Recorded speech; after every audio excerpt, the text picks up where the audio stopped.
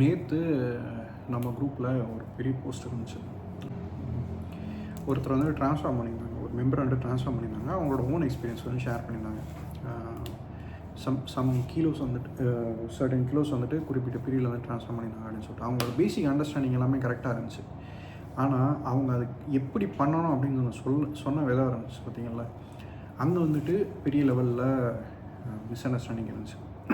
என்னென்னா, இப்போ அவங்களுக்கான பேசிக் புரிதல் இந்த சாப்பிட்ணும், டெஃபிசிட்டில் இருக்கணும், உடம்புல வந்துட்டு எனர்ஜி எக்ஸ்பெண்டிச்சர் வந்துட்டு 4 விதத்தில் இருக்குது. பிஎம்ஆர், அதுக்கப்புறம் நான் exercise activity, exercise activity, thermic effect of food, இந்த நாலேஜ் எல்லாமே இருக்குது. ஆனால் எப்படி கால்குலேட் பண்ணி எப்படி கொண்டு வரணும்னு சொல்லும்போது அவங்க வந்துட்டு அது புரியல. அவங்க தப்பான மிஸ் அண்டர்ஸ்டாண்டிங்கில் வந்துருக்காங்க. ஃபஸ்ட்டு ஒரு டிஸ்க்ளைமர் இங்கே போட்டுறேன். இது வந்து அந்த மெம்பரை பற்றின அட்டாக்குங்கிறது கிடையாது. இதில் சொல்ல வர்றது எல்லாமே வந்துட்டு நான் ஆல்ரெடி சேர்த்து வச்சுருந்த டாபிக் தான். எங்கெங்கேயோ வந்துட்டு மிஸ் ஆனது, இன்றைக்கி கலெக்டிவாக எல்லாம் ஒரே போஸ்ட்டில் கிடச்சதுனால அதை வச்சு நான் பேசிகிட்டு இருக்கேன். இப்போ இந்த இதோட டைட்டில் வந்துட்டு, வீடியோட டைட்டில் வந்துட்டு பொக்கே ஆஃப் மிஸ்இன்ஃபர்மேஷன் சொல்லி வச்சுருப்பேன். மிஸ்இன்ஃபர்மேஷன் ஒன்றும் பூ மாதிரி இருக்கும். அதனால தான் வந்துட்டு பொக்கே ஆஃப் மிஸ்இன்ஃபர்மேஷன் வச்சுருப்பேன். ஒரு இன்ஃப்ளூயன்ஸரும் சொன்ன தப்பான விஷயத்தை வந்துட்டு அப்படியே கலெக்டிவாக வச்சுட்டு அதை அப்படியே கொத்தாக சேர்த்து அதில் வந்து ட்ரான்ஸ்ஃபர்மேஷன் ப்ராசஸ் பண்ணி ரிசல்ட் வந்துருக்கு. இது ஒரு இடத்துலையும் அட்ரஸ் பண்ண வேண்டியது ஒரு குட்டி குட்டி ரீலாக போட்டு, பட் மொத்தமாக சேர்த்து சொல்கிறோம். இது மொத்தமாக எங்கே ஷேர் பண்ணணும், இப்போ நெக்ஸ்ட் டைம் இது மாதிரி வரும்போது மொத்தமாக ஷேர் பண்ணுவோம். ஏன்னா இதெல்லாம் கான்ஸ்டண்ட்டாக வந்துட்டு மாதம் சொல்லிக்கிட்டே இருந்தால் புதுசாக வரவங்களுக்கும் புரியும். First lean body mass protein goal வந்து டிஃபைன் பண்ணும்போது lean body mass times 2, total body weight times 2. இது 2 ரீசன் நான் சொல்லியிருக்கேன். ஒன்று வந்துட்டு நடக்கிற ஸ்டடீஸ் எல்லாமே lean body mass multiplier of lean body mass தான் வரும். Lean body mass multiplied by 2 in grams. அதே மாதிரி வந்துட்டு நான் டோட்டல் பாடி வெயிட் இன்ட்டு 1ன்னு சொல்லி வந்துட்டு இவரெலாம் சில டாக்டர்லாம் சொல்லுவாங்க. ஆனால் மல்டிப்ளைட் பை 2 அப்படின்னு சொல்கிறதெல்லாம் வந்துட்டு அவங்க அடிச்சு விட்ற கதை. அதுக்கப்புறம் நீங்கள் total body weight multiplied by 2 பார்க்குறீங்கன்னா ப்ரோட்டீன் கோலை வந்துட்டு நிறையா பேரால் மீட் பண்ண முடியாது. உங்கள் ஒருத்தரால் ப்ரோட்டீன் டப்பா வாங்கி சாப்பிட முடியுதுங்கிறதுக்காக எல்லாத்துக்கும் சொல்லிகிட்டு இருக்க முடியாது. நீங்கள் லீன் பாடி மாஸ்லேருந்து டோட்டல் பாடி வெயிட்லேருந்து லீன் பாடி மாஸை பார்க்கும்போது நீங்கள் கட் பண்ணுறது வந்துட்டு ஒரு ஸ்கூப் ஆஃப் ப்ரோட்டீன் வந்து கட் பண்ணுவீங்க. So you focus less over there. ரொம்ப உங்களை பர்டன் பண்ணிக்கணும்னு அவசியம் கிடையாது. நிறைய பேர் ஒரு டயட்டன் ஃபாலோ பண்ணும்போது அவங்க கைவிட முக்கியமான ரீசன் வந்துட்டு ப்ரோட்டீன் கோல் அச்சீவ் பண்ணது தான். என்ன பேசணும் தெரியாமல் இப்படி போய் குட்டை குழக்க மாதிரி பேசிகிட்டு இருந்தோம் அப்படின்னா பிரச்சனை. நெக்ஸ்ட்டு பாடி வெயிட், எந்த ரேட்டில் பாடி வெயிட் லூஸ் பண்ணணும் அப்படின்னா ஒரு வாரத்துக்கு வந்துட்டு 0.3லேருந்து 1 kg வரைக்கும் வந்துட்டு லூஸ் பண்ணலாம். 1 kg நீங்கள் போகும்போதே உங்களோட லீன் பாடி மாஸ் வந்துட்டு அஃபெக்ட் ஆக ஆரம்பிச்சிடும். 0.3ங்கிறது ரொம்ப கம்மி. பட் ஒரு ஆஃப் சீசனில் இருக்க பவர் லிஃப்டரோ இல்லை ரொம்ப கேஷுவலாக வந்துட்டு பாடி வெயிட்டை ரெடியூஸ் பண்ணணும்னு நினைக்கிறவங்க வந்துட்டு அந்த மாதிரி 0.3 அப்படிங்கிறத சூஸ் பண்ணலாம். மற்றவங்கலாம் வந்துட்டு கொஞ்சம் அக்ரெசிவாக பண்ணணும்னு நினைக்கிறோம், கொஞ்சம் ஸ்டெப் அப் பண்ணணும்னு நினைக்கிறவங்க, கொஞ்சம் இன்னும் நல்லா பண்ணால் நல்லா இருக்கும்னு நினைக்கிறவங்க 0.5லேருந்து 0.7 வரைக்கும் வந்துட்டு ஒரு மீடியம் ரேஞ்ச் மாதிரி எடுத்து மாடரேட் ஃபேஸாக வந்துட்டு லூஸ் பண்ணலாம். இவ்வளோதான். கேஜியில் தான் பேசணும், பெர்சன்டேஜில் இனிமேல் பேசக்கூடாது. ஒரு நபர்கிட்ட வந்துட்டு 100 kg 80 kg இருக்கவங்கள்ட்ட உங்களுக்கு ஒரு வாரத்தில் நீங்கள் 0.8 kg நீங்கள் லூஸ் பண்ணணும் அப்படின்னு சொல்கிறது வந்துட்டு ஒன்று. 0.8 kg, ஸோ 0.7 தாண்டும் போது நீங்கள் வந்துட்டு அக்ரெசிவ் ரேஞ்சுக்குள்ள வந்துட்டீங்க. சரியா? 130 கிலோ இருக்கவர் வந்துட்டு ஒரு வாரத்துக்கு நீங்கள் மேக்ஸிமம் நீங்கள் வந்துட்டு 1%, 0.5லேருந்து 1% வந்து இருக்கணும் அப்படின்னா அவங்க ஸ்டார்டிங் ரேஞ்சே வந்துட்டு அக்ரெசிவ் கிட்ட தான் ஸ்டார்ட் ஆகுது. அவங்களோட டாப் ஆஃப் த அந்த இது ரேட்டில் வந்துட்டு 1.3 kg வருது.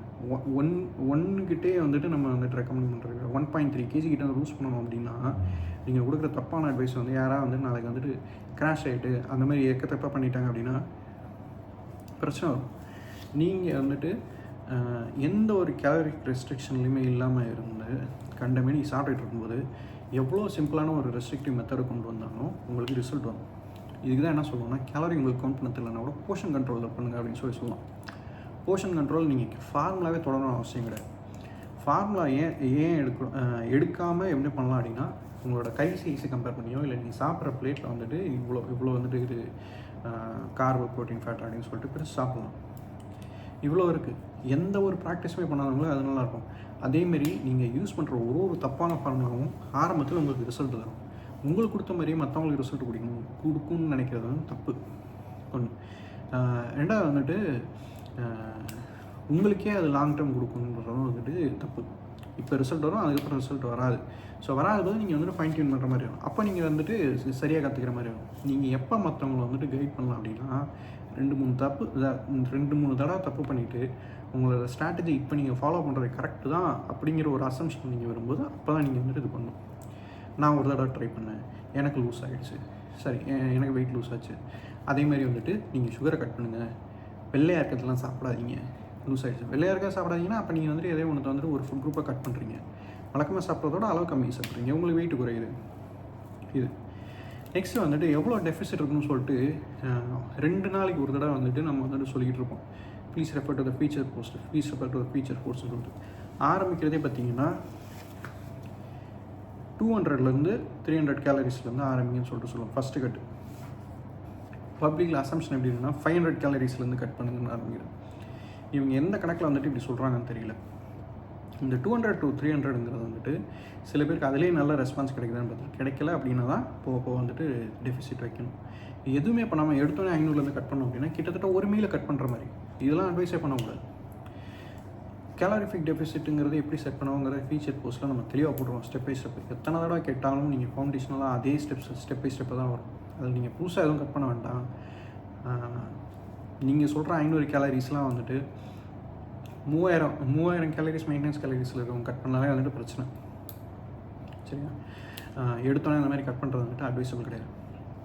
நீங்கள் சொல்கிற 500 கேலரிஸ் வந்துட்டு 1200 1500 வந்துட்டு மெயின்டெனன்ஸ் கேலரிஸ் வச்சுருக்க ஒரு ஸ்மாலர் பாடி வெயிட் பர்சன் வந்துட்டு பண்ணாங்க அப்படின்னா தப்பாக தான் போய் முடியும். ஒரு தடவை நீங்கள் ட்ரான்ஸ்ஃபார்ம் பண்ணுறீங்க அப்படின்னா உங்கள் மேலே வந்துட்டு ஒரு தனிப்பட்ட மரியாதை வந்துடும். ஸோ நீங்கள் அடுத்து பேசுகிற ஒவ்வொரு விஷயமும் வந்துட்டு உங்களுக்கு சோஷியல் ரெஸ்பான்சிபிலிட்டி மாதிரி வந்துடும். ஸோ அந்த இடத்துல வந்துட்டு நம்ம பேசினா கவனிக்கிறாங்க அப்படிங்கிறதுக்கு வந்துட்டு கண்டமேனிக்கு வளரக்கூடாது. அண்ட் தென் இந்த பெர்சன்டேஜ் வச்சு சொல்லும்போது காமன் பர்சன் சொல்லி வந்துட்டு ஒன்றும் பிரச்சனை கிடையாது. பவர் லிஃப்டர்ன்ட்டு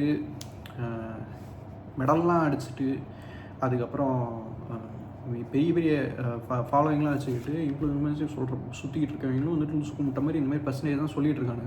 அந்த மாதிரி காம்படிட்டிவ் பவர் லிஃப்டர்ஸே தப்பாக பேசிட்டு தெரியும் போது நம்ம வந்து ஒரு நார்மல் பீப்புள் தப்பாக பேசலாம், பெருசாக நினைக்க முடியாது.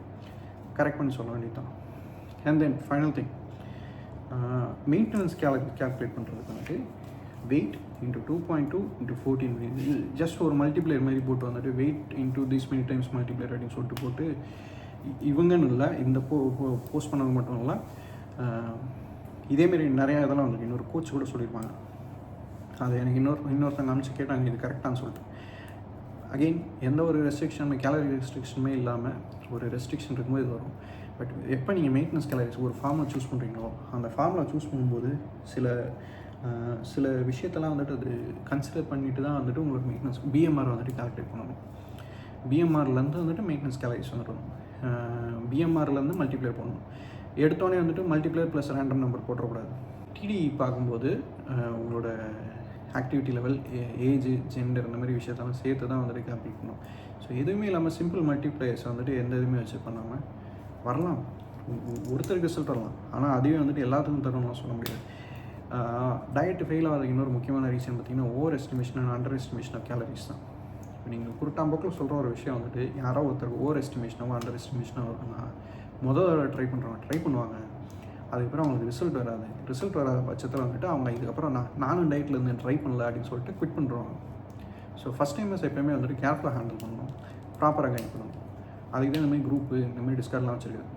ஸோ இங்கே வந்து ஒரு விஷயம் தெளிவாக இல்லை அப்படின்னா சொல்லாதீங்க. நீங்கள் சொல்லாமல் இருந்து ஒரு நல்ல விஷயம் சொல்லும்போது அதை கேஸ்கேட் பண்ணுறதே பெரிய விஷயந்தான். இதேமாரி இன்னும் கரெக்டாக இருக்க மாதிரி பட் தப்பான விஷயங்கள் அந்த மாதிரி இருந்துச்சு என்னோடய பார்வை கொண்டு வாங்க. நான் வந்துட்டு பார்த்துட்டு அதுக்கு பதில் சொல்கிறேன். தேங்க்ஸ்.